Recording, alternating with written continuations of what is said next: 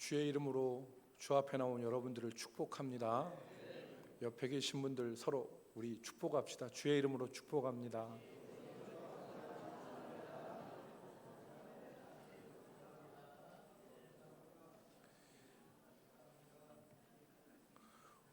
오늘 우리는 2023년의 추수감사절을 맞이했습니다. 교회력으로 보면 추수감사절은 성탄절 이전에 한 해를 돌아보면서 하나님의 은혜에 감사하는 절기가 바로 이 추수감사절입니다.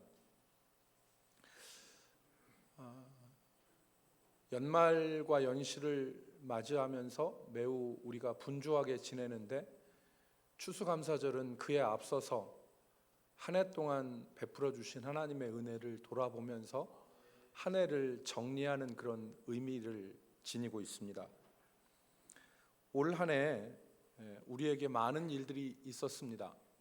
교회적으로는 교회 설립 70주년을 맞이하였고 직분자들을 세우고 감사 예배를 드리며 하나님께 영광을 돌리는 일들을 했고, 또 개인적으로는 저와 여러분 개인적으로는 또 개인적으로 많은 일들이 있었을 것입니다. 그러한 일들, 그 한 해 동안에 우리가 경험한 일들을 돌아보면서 오늘 우리가 이 본문의 말씀을 같이 생각해 보려고 합니다. 우리가 읽은 오늘 시편 136편은 감사의 시입니다. 총 26절로 구성된 감사시인데 독특한 것은 매 절마다 동일한 말씀이 계속 반복되는 것입니다. 그것이 바로 뭐냐면 감사라는 말입니다. 그리고 그 인자하심이 영원함이로다 라고 하는 이 두 낱말이 1절부터 26절까지 계속 반복되고 있습니다. 확인 차원에서 한번 1절을 보면 1절에 여호와께 감사하라, 그는 선하시며 그 인자하심이 영원함이로다 이렇게 표현했고요. 5절 말씀에도 보면 2절, 3절, 4절 다 그렇게 되어 있는데 5절에도 보면 지혜로 하늘을 지으신 이에게 어떻게 하라? 감사하라. 그리고 그 인자하심이 어떡함이로다? 영원함이로다. 그리고 마지막 26절의 말씀을 보면 하늘의 하나님께 어떡하라? 감사하라. 그 인자하심이 영원함이로다. 그래서 매 절마다 감사라는 말씀과 그 인자하심이 영원함이로다. 여기서 인자는 히브리 말로 헤세드입니다. 하나님의 사랑, 하나님의 자비, 하나님의 넘치는 긍휼, 이런 것들을 인자하심이라고 표현을 했습니다. 학자들은 이 시편을 이스라엘의 신앙 공동체에서 제사장과 같은 지도자가, 인도자가 앞에 있는 구절을 선창하면 온 회중이 거기에 대한 응답으로서 뒤에 있는 그 인자하심이 영원함이로다 라는 말을 그 대꾸로 했다는 거예요. 그런 공동체의 감사, 공동체의 고백이 바로 시편 136편이다 그렇게 얘기했습니다. 그래서 오늘 우리가 읽은 이 시편을 과거 이스라엘 사람들은, 이스라엘 신앙 공동체는 어떻게 이걸 읽었냐면, 우리가 읽은 것처럼 제가 1절을 읽고 여러분이 2절을 읽고, 제가 3절을 읽고 여러분들이 4절을 읽었는데, 지금 그렇게 하지 않았고 1절 말씀에 136편 1절 말씀에 여호와께 감사하라, 그는 선하시며, 그러면 여러분들이 그 인자하심이 영원함이로다 이렇게 따라 같이 응답했고요. 2절 같은 경우에는 신들 중에 뛰어난 하나님께 감사하라, 인도자가 이렇게 외치면 뒤에 있는 회중들이 그 인자하심이 영원함이로다. 그렇게 이렇게 함께 고백하는 그런 감사 시입니다. 내용적인 측면에서 보면 크게 두 가지로 이 136편을 나눌 수가 있는데, 첫째는 창조의 하나님께 감사했습니다. 5절부터 9절까지가 창조의 하나님께 감사한 것인데, 지혜로 하늘을 지으신 이에게 감사하라. 또 땅과 해와 달과 별을 지으신 하나님께 감사하라. 그리고 세상을 창조하신 하나님께 감사하라는 내용이 5절부터 9절에 나와 있습니다. 두 번째는 이스라엘을 구원하신 하나님께 감사했습니다. 10절부터 22절의 말씀인데요, 여기서는 애굽의 장자를 치시고 이스라엘을 구원하신 하나님, 그 하나님께 감사하라는 거예요. 그리고 강한 손과 편 팔로 이스라엘을 인도하신 하나님, 홍해를 가르시고 바다 가운데로 이스라엘을 지나게 하신 그 하나님께 감사해라. 그리고 더 나아가서 약속의 땅을 기업으로 얻게 하신 하나님께 감사해라. 즉 하나님이 베풀어 주신 구원과 그 은혜에 대해서 감사의 노래를 했습니다. 이제 우리가 이것을 바탕으로 해서 이 시편 말씀을 통해서 오늘 우리가 얻을 수 있는 교훈을 같이 생각해 보고자 하는데요, 첫 번째로 당연한 것을 감사할 수 있는 믿음을 우리가 이 시편에서 생각할 수 있습니다. 이 시편 136편이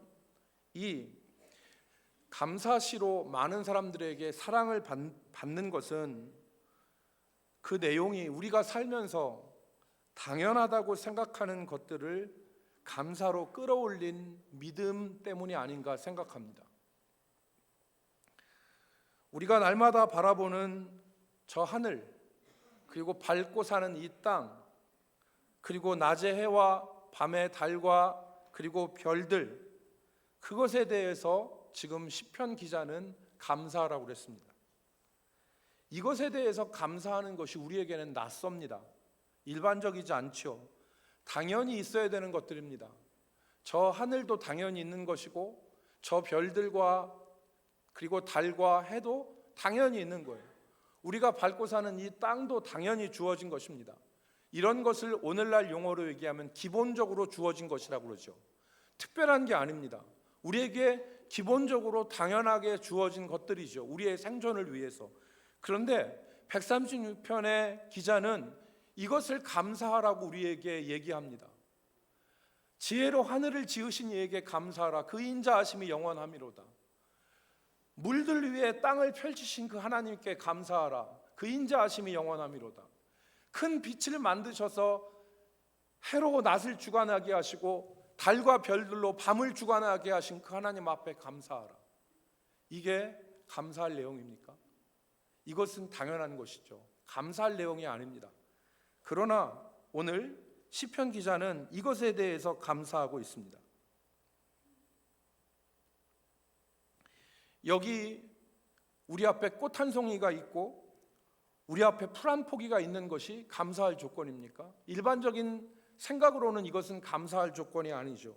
그러나 하나님의 사랑을 알게 된 사람은 그 꽃과 나무와 풀 한 포기가 당연한 것이 아니라 하나님이 나에게 베풀어 주신 은혜요 사랑이라는 것을 느끼게 됩니다.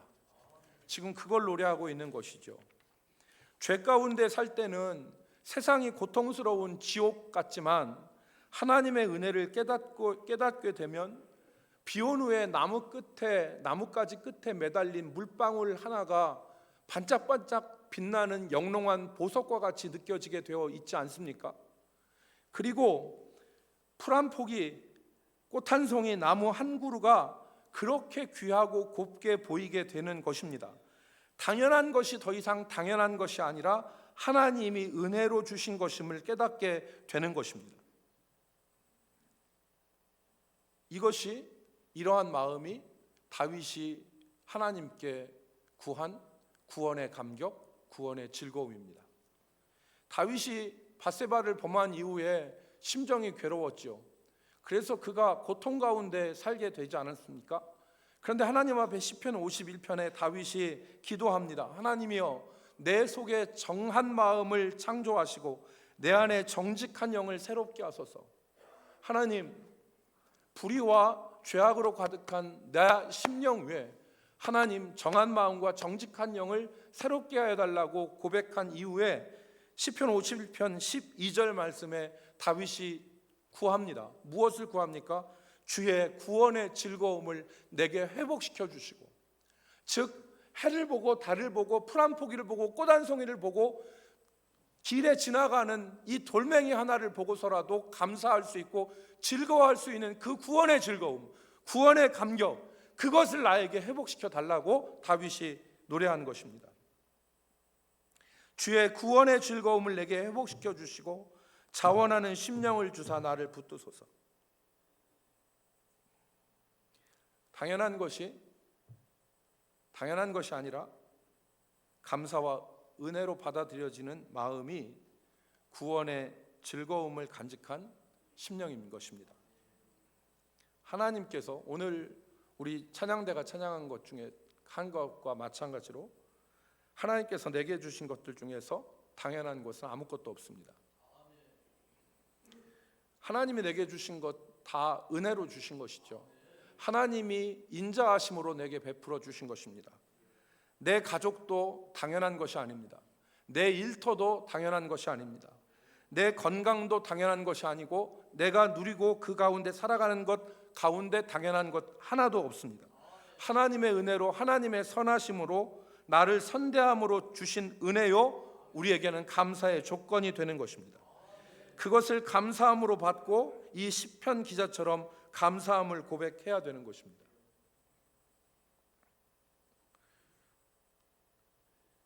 우리가 숨을 쉬는 이 공기조차도 감사의 조건이 될 수 있죠. 여러분, 저는 한두 달 전에 제 목소리가 나오지 않았습니다. 목이 너무 상하고, 그러니까 저는 건강에 조금 몸이 약해지면 목소리가 안 나오는데, 목소리가 성대를 오래 써서 그런 게 아니라 목소리 자체가 안 나오게 되는데요, 그때 예배를 인도하면서 제가 얼마나 답답했는지 모릅니다. 하나님 앞에 예배드리는 순간에 찬양하고 내 전 존재를 다하여서 하나님 앞에 찬양해야 되는데 찬양을 한마디도 할 수 없는 그 답답함. 그래서 저는 그때 깨달았습니다. 내가 드리는 이 찬양, 내가 할 수 있는 이 찬양이 하나님의 은혜구나. 나에게 당연하게 내가 할 수 있는 것이 아니라 하나님의 은혜구나. 숨을 쉬는 게 하나님의 은혜구나. 내가 살아가는 것이 하나님의 은혜구나. 이런 생각을 했습니다. 여러분, 숨을 쉬는 게 하나님의 은혜 아닙니까? 지금도 중환자실에서 호흡 때문에 고통받고 호흡 때문에 생명이 단절되는 사람이 수도 없이 많습니다. 내가 오늘 여기서 들이마시고 내뿜는 이 숨이 당연한 것이 아닙니다. 하나님의 은혜입니다. 오늘 시편 기자는 그 당연한 것을 하나님의 은혜로 인식하고 노래한 것입니다. 오늘 나에게 주어진 당연한 것들, 그것들에 대해서 감사하기를 주의 이름으로 축복합니다. 지난주에 우리가 살펴본 것처럼 오병이어의 기적, 예수님께서 물고기 2마리 보리떡 5개로 5,000명을 먹이신 이 기적은 그냥 이루어진 게 아닙니다. 남자만 5,000명이었는데 그 수많은 사람들이 지금 먹을 것이 없어서 지금 빈들에서 저녁에 그렇게 안타까워하고 있을 때 주님 앞에 물고기 2마리 보리떡 5개가 주어졌습니다. 그 보리떡 5개 물고기 2마리를 앞에 두고 예수님이 하신 것은 축사하신 것입니다. 다른 말로 하면 감사 기도하신 것입니다. 예수님께서 그 미미하고 보잘것없는 물고기 2마리 보리떡 5개를 앞에 두시고 주님이 축복하고 기도하시고 나서 떼어 제자들에게 나눠주고, 그리고 제자들에게 나눠주라고 했을 때, 그때 그 오병이어가 5,000명을 먹이고도 남는 하나님의 역사의 물질이 되어진 것이죠.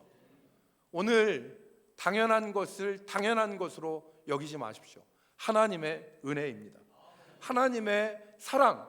그래서 오늘 시편 기자는 여호와께 감사하라. 지혜로 하늘을 지으시고 땅과 해와 별과 달들을 주시고 풀 한 포기 꽃 한 송이를 주신 하나님께 감사하라 하고 난 이후에 그 인자하심이, 그것은 하나님이 우리를 사랑하심으로 말미암아 주신 영원하신 하나님의 사랑의 선물이다 라고 고백한 것입니다. 여러분, 부모님에 대해서 감사하십시오. 또 자녀들에 대해서 감사하십시오. 그냥 나에게 그냥 주어진 것이 아닙니다. 당연한 것이 아닙니다.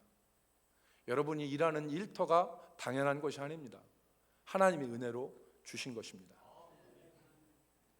두 번째, 감사하지 못했던 것들에 대해서, 불평했던 것들에 대해서 감사함을 우리는 이 본문을 통해서 읽을 수 있습니다. 오늘 우리가 읽은 이 시편은 이전에 감사하지 못했던 것들, 더 나아가서 불평했던 것들에 대한 감사로 채워져 있습니다. 아까 내용에서 시편 136편은 크게 두 가지 내용으로 구성되어 있다고 했죠. 하나는 창조에 대한 것과 다른 하나는 구원에 대한 것이라고 했습니다. 이 구원에 대한 내용이 10절부터 22절에 길게 기록되어 있습니다. 그런데 이 10절부터 22절에 대한 구원의 내용은 언제 것이냐? 여러분 아시다시피 출애굽과 그리고 광야 생활과 그리고 약속하신 것을 기업으로 얻는 이 기간 동안의 감사입니다. 하나님이 거기에 그 시간에 우리를 붙들어 주시고 구원하여 주셨다. 그래서 여러분 애굽의 장자를 치시고 이스라엘을 그곳에서 인도하여 내신 하나님께 감사하라. 그 인자하심이 영원하미로다. 강한 손과 편팔로 우리를 인도하신 하나님께 감사하라. 그 인자하심이 영원하미로다. 홍해를 가르시고 이스라엘을 바다 가운데로 건너게 하신 하나님께 감사하라. 그 인자하심이 영원하미로다. 광야 가운데서 그들을 인도하여 내시고 대적자들의 큰 왕들을 치신 그 하나님께 감사하라. 이렇게 지금 노래하고 있죠. 다시 말해서 출애굽한 것과 광야와 그리고 약속의 땅을 얻는 이 구원의 하나님에 대해서 감사하고 있습니다. 그런데 여러분 이 시간이 이 출애굽과 광야 그리고 약속의 땅을 얻는 이 일들이 이스라엘 백성들에게 있어서는 아킬레스건과 같은 시기입니다. 왜냐하면 이 시기에 이스라엘 백성들은 전혀 감사하지 못했습니다. 어려운 일이 있을 때마다 이스라엘은 감사하지 못했습니다. 어려운 일이 있을 때마다 광야에서 그들은 이제 우리가 죽었다. 왜 우리를 여기서 죽게 만드느냐. 애굽에 있을 때가 더 좋았다. 애굽에 있었더라면 지금 여기보다 더 나았을 텐데 라고 끊임없이 불평하고 원망했습니다. 그런데 오늘 시편 기자는 그 원망의 시간들을 감사의 고백으로 바꾸고 있지 않습니까? 의지적으로 바꾸고 있는 것입니다. 그 조상들이 원망하고 불평했던 그 광야와 그 출애굽의 시간들, 그 시간들에 대해서 하나님 앞에 의지적으로 감사하고 있는 것입니다. 여러분 우리가 불평했던 것, 원망했던 일들, 그 일들이 우리 주변에 많지 않습니까? 오늘 시편 기자는 그 일들에 대해서 의지적으로 감사하고 있는 것입니다. 우리 조상들이 감사하지 못했고 불평했고 원망했던 그 시기들을 감사하고 있는 것입니다. 우리 삶을 원망과 불평은 우리 삶을 피폐하게 만듭니다. 광야 가운데서 원망과 불평을 우리가 입에다 달고 살면 우리 삶이 피폐하게 돼 있죠. 여러분 그것은 여러분 우리 삶에서 우리가 확인할 수 있는 결과들입니다. 그런데 오늘 이스라엘 백성들은 원망과 불평으로 그 삶이 피폐해지고 광야 같은 정말 삶을 살았습니다. 요한복음 5장에 보면 38년 된 병자가 나옵니다. 베데스다 못 근처에서 38년 동안 병을 앓고 있던 사람이 있었습니다. 그런데 예수님이 그 베데스다 연못에 오셨을 때에 예수님이 이 38년 된 병자에게 물으시죠. 그를 주목하고 물으십니다. 뭐라고 물으십니까? 내가 낫고자 하느냐? 내가 낫고자 하느냐? 여러분 예수님이 여러분이 38년 동안 병을 앓고 고생을 했는데 예수님이 여러분들 앞에 오셔서 네가 낫고자 하느냐라고 묻는다면 여러분 뭐라고 대답하시겠습니까? 여러분 뭐라고 대답하시겠습니까? 유구무원입니까? 예수님을 만났으니까 너무너무 좋아가지고 여러분 할 말이 없습니까? 자, 여러분 제가 한번 여쭤보겠습니다. 서기영 장로님 지금 38년 동안 지금 병을 앓고 있습니다. 그런데 지금 연못가에 앉아 계신 거예요.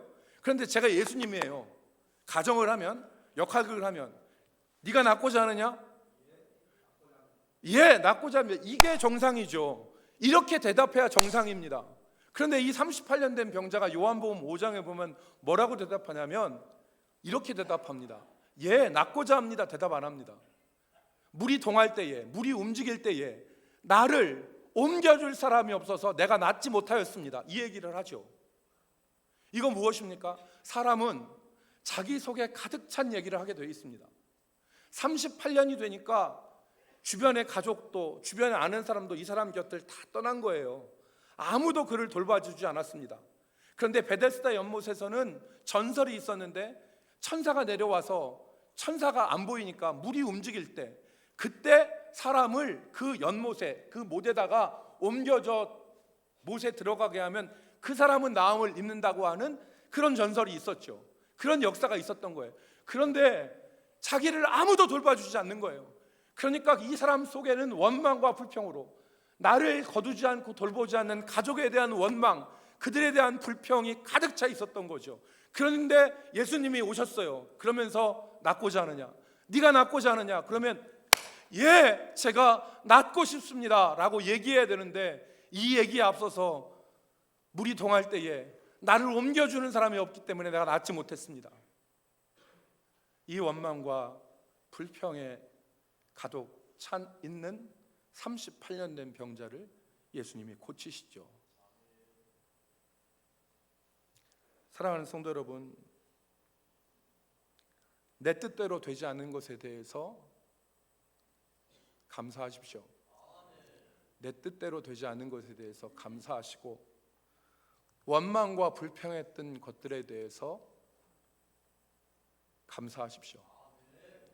내가 원망했던 것, 내가 불평했던 것들을 감사로 바꾸어 보십시오. 감사하지 못했던 것들에 대해서 감사해 보십시오.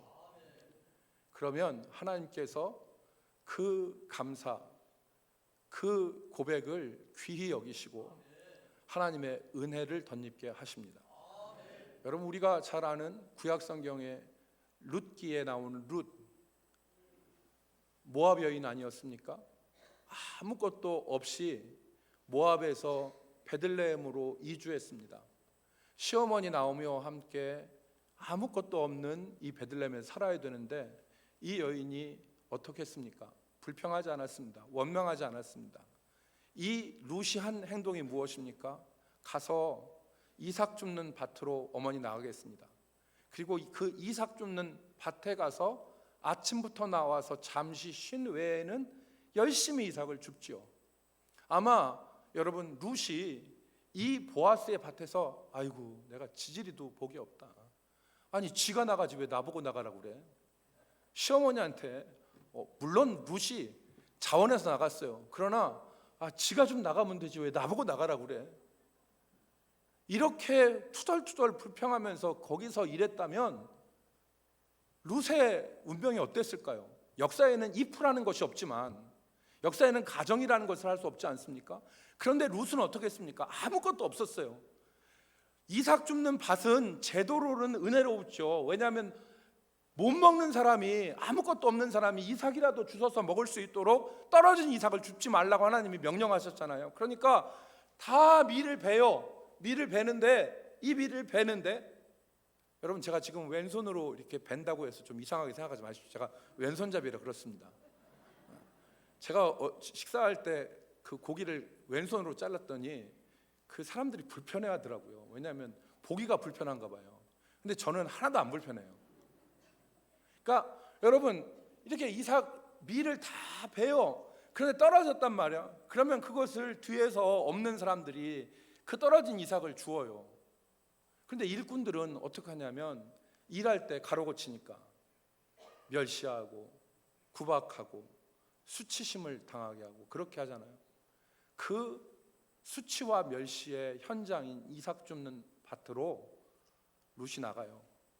그리고 거기서 불평하지 않고 원망하지 않고 거기서 아침부터 열심히 이삭을 줍지 않습니까? 그런데 그 수치와 멸시와 모멸의 현장인 이삭 줍는 밭이 룻의 인생이 바뀌는 현장이 되었습니다. 믿으시면 아멘. 룻의 인생이 바뀌는 현장이 어디냐면 거기예요. 왜 거기서 인생이 바뀌었냐? 거기서 고엘, 거기서 구속자 보아스를 만나잖아요. 우연히 들어간 밭이 보아스의 밭이었어요. 그리고 보아스와 그 밭에서 결혼을 약속하지 않습니까? 원망하고 불평할 수 있는 곳이지만 그곳을 감사함으로 바꾸면 하나님께서는 그 감사에 하나님의 은혜와 역사를 덧입혀 주시는 것입니다. 사랑하는 성도 여러분, 원망하고 불평했던 일들 떠오르시지 않습니까? 감사하십시오. 그것에 대해서 감사하시고, 감사하지 못했던 것들이 있다면 감사하십시오. 하나님께서 그 감사로 하나님 영광 받으시고, 오늘 시편 136편은 이스라엘 자기 조상들이 감사하지 못했고 불평했던 그 역사적인 그 시간들을 향하여서 의지적으로 그 시간들을 기억하면서 감사로 되뇌이고 있는 것입니다. 오늘 우리 삶에 이 역사가 있기를 주의 이름으로 축복합니다. 마지막 세 번째로는 어제만의 감사가 아니라 오늘의 감사. 오늘 이 시편 기자는 여러분, 제가 총 26절로 돼 있다고 했는데 23절로부터 26절을 구분해 드리지 않았습니다. 여러분, 5절부터 9절까지가 창조에 대한 감사이고요, 10절부터 22절이 지금 구원에 대한 감사인데 23절로 26절은 언제 어떤 감사냐? 오늘의 감사예요. 오늘 현재의 감사. 여러분, 학자들은 시편 136편의 그 기록 시기를 포로기 때였다고 그렇게 추정합니다. 포로기, 이스라엘은 유다 나라는 멸망하고 포로로 잡혀갔던 그 비참한 시기. 그러니까 여러분, 135편은 136편과 동일합니다, 내용이. 그런데 136편의 다음 장인 137편은 바벨론 강가에서 포로로 잡혀갔을 때 그들이 울었던 얘기를 바벨론 강변에서의 노래를 얘기하는 것이죠. 그래서 사람들은 이 136편을 포로기의 어느 순간에 이스라엘이 고백한 시편이다, 이렇게 생각하고 이렇게 인정합니다. 그런데 우리가 읽은 이 136편의 23절로부터는 오늘의 감사입니다. 여러분, 23절을 보실까요? 23절에 보시면 어떻게 기록되어 있습니까?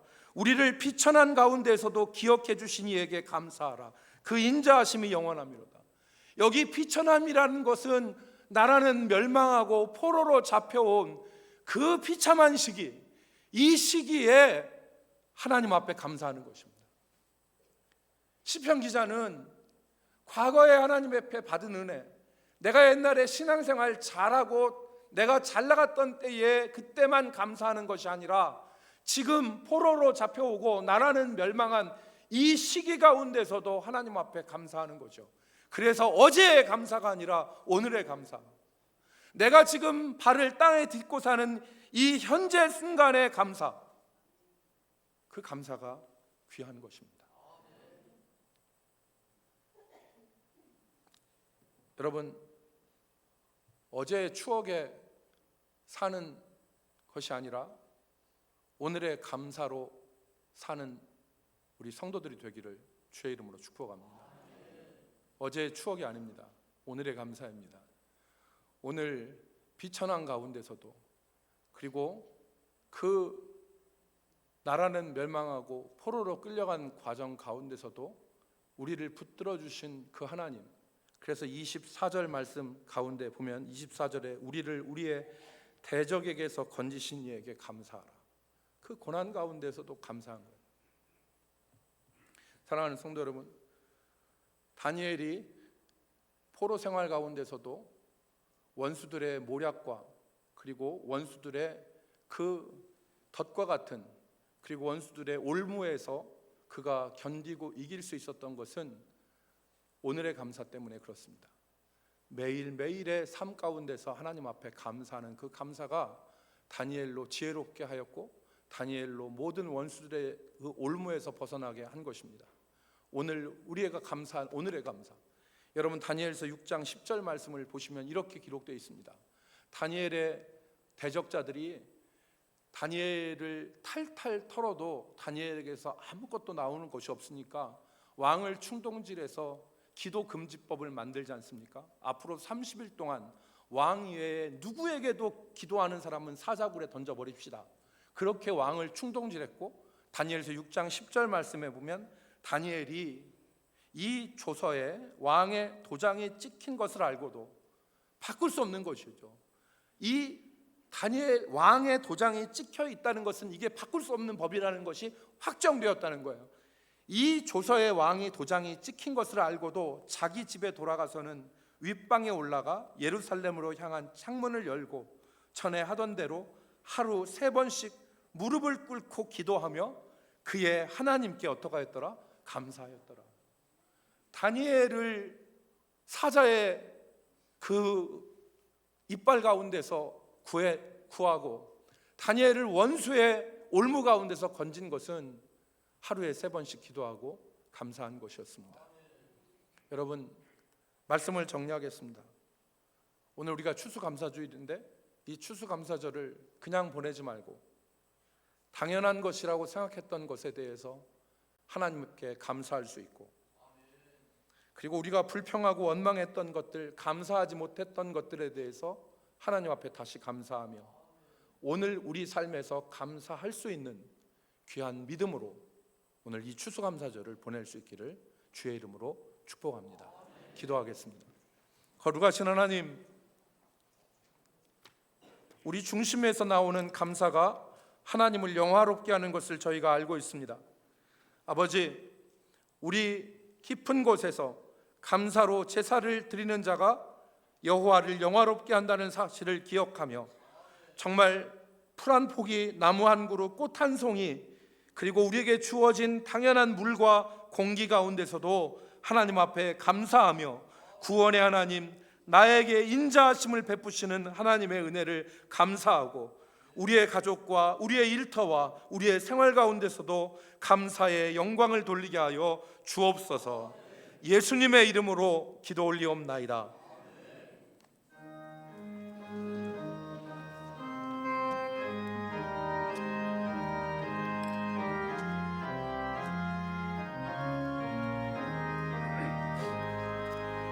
저 밭에 농부 나가시 뿌려놓은 후 주 크신 능력 내려 잘 길러주셨네.